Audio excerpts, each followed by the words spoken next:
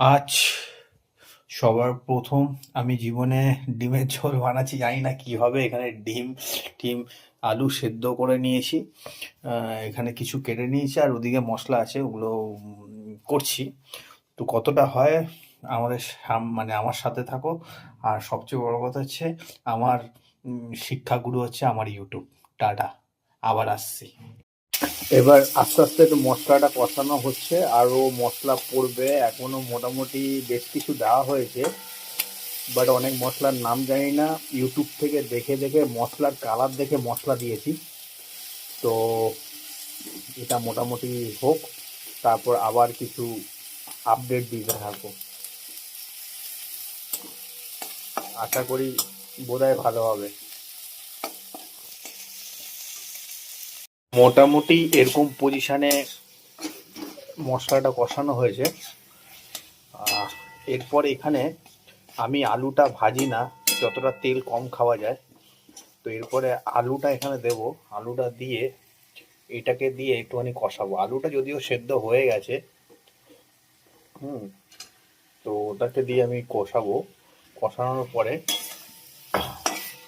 দেখা যাক পজিশনটা কি হতে পারে।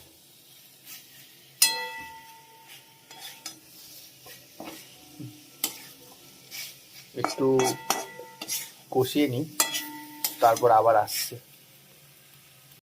অ্যাকচুয়ালি এরকমভাবে ফোটানো হয়েছে, এরপর ডিমটা অ্যাড হবে। যদিও আমি একা বলে 4টে ডিম দিয়ে ছোট অল্প করে দিয়ে করেছি, দুদিন মানে দুবেলা খাবো বলে। তো একটু ঝোল দিয়ে খেতে ভালো লাগে, ওই জন্য একটু ঝোল দিয়েছি। তো এবার আস্তে আস্তে ডিমটা অ্যাড হবে। এই হচ্ছে পরিস্থিতি। কালারটা আমার কাছে বোধহয় বেশ লাগছে। হুম, তো আমি ডিমটাও ভাজিনি, কেননা আলু ডিম এগুলো আমি ভাজি না, কেননা এগুলো ভাজলে যতটা পারি তেলে ইয়ে করার জন্য। তারপর পুরোপুরি পুরোপুরি কমপ্লিট হওয়ার পর হ্যাঁ, পুরোপুরি কমপ্লিট হওয়ার পর আমি জানাচ্ছি কি হলো আজকের রান্নাটা। মোটামুটি এরকম ভাবে রেডি হয়েছে। টেস্ট করলাম, বেশ ভালোই লাগলো। মানে ফার্স্ট টাইম মানুষের পরিস্থিতি মানুষকে অনেক কিছু শেখায়। তো আজকেও আমি অনেক কিছু শিখেছি। এরপরে একদিন দেব, বাঁধাকপি তৈরি করব, ডিম তৈরি করলাম, চাউমিন তৈরি করা শিখেছি, অনেক কিছু শিখেছি, আরো দেখাবো। সবাই দেখো ঝোলটা কেমন হয়েছে, ঠিক আছে? এটা একটু পরে ভক্ষণ করব, কিন্তু আমার দেখে মনে হচ্ছে বেশ ভালোই হয়েছে। টেস্ট করলাম, ভালো লেগেছে, কিন্তু একটা বড় প্রবলেম হয়ে গেছে। গরম মশলাটা নেই, হুট করে কোনটা আছে কোনটা নেই জানি না। তো ইউটিউবে দেখালো লাস্টে একটু গরম মশলা দিতে, কিন্তু বাট ওটা ছাড়াই আজকের দিনে এনজয় হবে, জয় উল্লাস।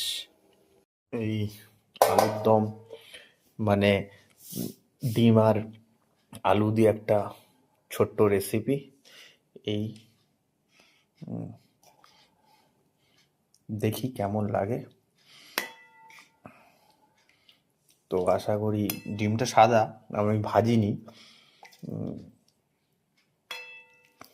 তো কেমন লাগে একটু দেখি। তো এটাই আমার এতক্ষণের খাটনি।